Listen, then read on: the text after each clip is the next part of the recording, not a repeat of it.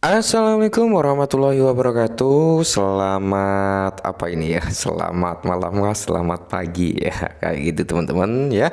Gimana kabar kalian di kesempatan kali ini? Semoga kalian dalam keadaan sehat semua dan saya doakan sukses semua buat kalian. Amin. Mantap jiwa ya. Dan tentunya buat teman-teman semua ya, buat rekan-rekan semua, saya doakan semoga kalian diberi umur panjang, rezeki yang melimpah, dan apa yang kalian harapkan semoga di tahun ini teman-teman ya bisa jadi kenyataan. Intinya doa terbaik buat kalian semua ya, tanpa terkecuali sukses semua, kaya semua ya, makmur semua. Oke, mantap jiwa. Dan intinya tetap harus ada ya teman-teman secangkir kopi untuk menemani isi hati teman-teman, mantap ya. Yang dimana kalau kita lihat bersama untuk Bitcoin Dom ya, anjir ya, Bitcoin Dom masih tinggi, mengalami kenaikan juga teman-teman ya. Dan untuk market cap overallnya juga sebenarnya ada kenaikan. Dia berada di area 1 triliun 67 miliar ya. Kalian pantau di sini teman-teman. Dominance ya. Sama market cap yang paling saya soroti saat ini adalah Dominance teman-teman. Semoga saja Bitcoin Dom ini segera turun gitu teman-teman ya, mungkin di bawah level 40 lah ya, di area 30, syukur-syukur bisa ke area 20 ya kan. Itu udah masuki masa alt season, kita panen cuan gitu. Oke. Nah, jadi di kesempatan kali ini teman-teman, di mana rekondisi daripada keadaan market, mungkin nanti ketika kalian lihat video ini udah ada perubahan harga ya. Semoga saja perubahannya ini perubahan yang cukup signifikan ya. Karena di tengah kondisi weekend seperti ini teman-teman ya, di akhir pekan seperti ini ternyata ada berita kabar bagus teman-teman ya. Bisa dikatakan kemarin kan sempat itu ya, rame Binance sama SEC ya kan, Binance sama SEC. Dan kalau nggak salah kemarin juga kita bahas bahwasanya apa ya, kesepakatan antara SEC dan Binance ini sudah dibuat gitu teman-teman, sudah diajukan ke pengadilan, tinggal ketok palu ya kan. Nah, dan akhirnya hari ini tadi teman-teman dia juga udah ketok palu, dan di sini pun bisa dikatakan SEC teman-teman melakukan tuduhan terhadap Binance ini secara tidak langsung. Pengacara SEC ini mengakui bahwasanya tidak ada bukti ya. Kacau ya, sudah nuduh tapi nggak ada bukti, itu yang kacau teman-teman. Dia mengakui lagi dipublish. Wow, mantap jiwa. Oke, jadi di sini bisa dikatakan ini adalah langkah kemenangan daripada Binance, dan ini adalah langkah angin segar buat kita para pemain kripto. Langsung ya kita bahas teman-teman. Nah, ini dari akun Twitter official daripada Binance US ya teman-teman. Dimana kalau kita lihat bersama ya, di sini kita terjemahkan dulu ya. Kami ingin memberikan pembaruan tentang pertempuran saat ini Binance US. Oke, jadi ada update nih langsung di up ke publish, dimana dengan SEC ya. Kami dengan senang hati memberitahu bahwa pengadilan tidak mengabulkan permintaan SEC untuk TRO dan pembekuan aset di platform kami, yang jelas tidak dapat dibenarkan baik oleh fakta maupun hukum. Nah, jadi tuntutan yang diajukan terhadap Binance ya oleh SEC ini teman-teman tidak ada fakta ya, tidak ada faktanya. Faktanya Binance apa, SEC kan nuntut nih Binance ini menyalahgunakan dana penggunanya gitu teman-teman ya, tapi di sini nggak ada faktanya, nggak ada buktinya, jadi hanya sekedar tuntutan semata tanpa mengasihkan backingan atau bukti. Dan di sini pun tidak ada hukum ya teman-teman, dimana sebaliknya kami dapat mencapai kesepakatan yang diperintahkan pengadilan dengan SEC yang memungkinkan kami untuk melanjutkan bisnis kursus biasa kami. Nah, jadi dimana Binance US ini akan beroperasi seperti biasanya gitu teman-teman ya, bisnis tetap berjalan ya,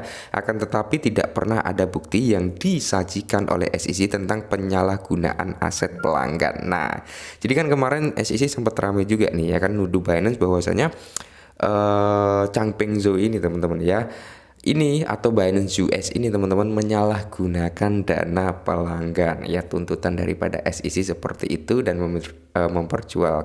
memperjualbelikan aset sekuritas ya, seperti itu teman-teman, seperti yang disebut Cardano, Polygon Matic, dan Solana ya teman-teman. Cuman ketiga koin tersebut juga melakukan perlawanan juga terhadap SEC, semakin ramai nih ya.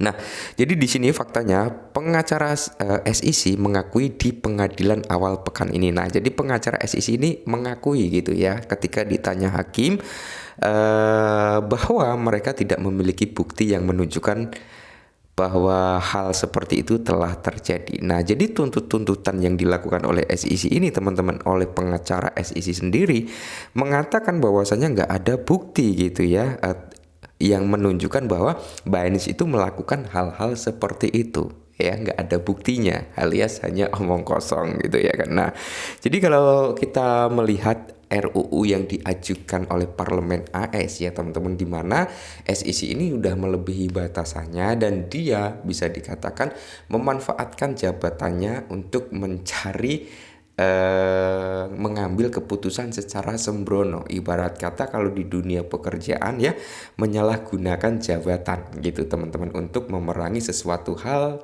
dan itu berkepentingan secara pribadi. Mungkin seperti itu ya. Kalau salah mohon dikoreksi teman-teman ya. Oke. Kita lanjut. Pertarungan ini telah merusak bisnis dan reputasi kita, tetapi bukan semangat juang atau tekad kita untuk membela diri terhadap tuduhan yang tidak beralasan dan taktik ya. Pengaturan dengan penegak hukum yang tidak termasuk dalam sistem peradilan kita. Kami berharap dapat terus membela diri di pengadilan. Oke, jadi masih berlanjut ya teman-teman, tapi ini adalah langkah awal, bisa dikatakan Binance menang ya atas tuduhan-tuduhan yang dilakukan SEC, karena hakim juga menolak permintaan dari SEC untuk membekukan Binance, untuk apa ya, intinya dibekukan, operasinya dihentikan sampai benar-benar ada fakta yang menunjukkan Binance ini nggak bersalah. Tapi di awal tuntutan itu aja SEC ya itu nggak bisa nunjukin fakta-fakta yang dituduhkan gitu teman-teman ya. Jadi ini bisa menjadi langkah kemenangan daripada Binance. Oke. Nah, dan di sini pun sudah diketok palu ya teman-teman, bahwasanya kemarin kita bahas tanggal 16 itu Binance dan SEC ini mengadakan pertemuan untuk negosiasi ya. Dan di sini pengadilan Amerika Serikat setuju perjanjian SEC Binance US. Nah, jadi sudah ketok palu ya perjanjian yang terjadi ke antara Binance dan SEC ini setelah diserahkan terhadap mahkamahnya sana ya, itu disetujui, diketok palu. Oke. Lanjutkan dengan negosiasi ini ya, karena kedua belah pihak sudah setuju ya teman-teman. Jadi pengadilan ketok palu setuju dengan apa yang diajukan oleh Binance US dan SEC dengan kesepakatan bersama. Oke, nah sesuai perjanjian yang disetujui, hanya karyawan Binance US yang akan memiliki akses ke dana klien hingga litigasi diselesaikan. Nah, jadi hanya karyawan Binance US ya teman-teman yang memiliki akses ke dana klien hingga litigasi atau hingga masalah ini memang benar-benar diselesaikan secara tuntas ya teman-teman. Ini baru langkah awal, di mana langkah awal kemenangan sudah di tangan Binance gitu teman-teman ya. Nah, jadi di sini yang menarik teman-teman ya, di mana kalau kita lihat bersama teman-teman ya, tadi saya itu membaca sesuatu hal yang sangat menarik ya, yang dimana teman-teman kalau nggak salah Binance ini ngumumin pada tanggal 13 akan menutup withdrawnya ya, kurang lebih seperti itu teman-teman. Tapi di sini ya, setelah perjanjian ini dibuat dan disetujui oleh Mahkamah Agungnya US sana teman-teman, di mana semua pengguna Binance US, khususnya orang US sana teman-teman ya, itu mereka bisa menarik dananya ya, mereka bisa withdraw, mereka bisa narik dana. Cuman orang-orang yang nggak menarik dana tetap naruh asetnya di Binance gitu teman-teman, itu akan tetap berada di Binance US dan tidak akan bisa keluar dari Binance US. Kurang lebih seperti itu teman-teman ya.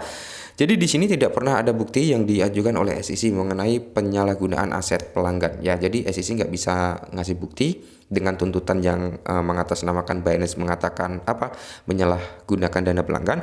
Faktanya pengacara sudah mengakui hal tersebut nggak ada bukti. Dan dalam komentar tweet tentang kasus tersebut, mantan kepala kantor penegak internet SEC John Redstar mencatat bahwa perjanjian tersebut mencangkup ketentuan yang sangat menarik tentang repatriasi aset tertentu ke Amerika Serikat teman-teman. Nah ini ya, jadi kalian bisa baca-baca sendiri, baca lebih jauh. Intinya di sini Binance US beroperasi secara normal ya sampai intelijen atau permasalahan ini terselesaikan secara tuntas, teman-teman.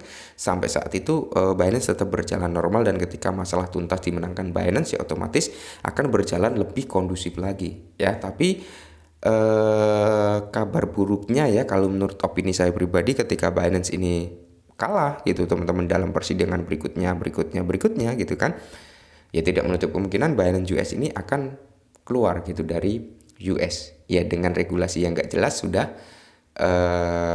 melakukan langkah yang berlebihan gitu teman-teman. Seharusnya regulasi dibuat dulu baru bisa melakukan tuntutan ya, karena kalau sudah ada regulasi kan ketentuan aset kripto yang seperti apa yang boleh diperdagangkan, ketika melanggar tersebut ya baru bisa dituntut gitu teman-teman. Sebelum ada regulasi ya nggak bisa sembarangan nuntut seperti ini gitu ya kalau menurut saya. Oke, mungkin ini dulu, semoga sedikit membantu dan salam cuan.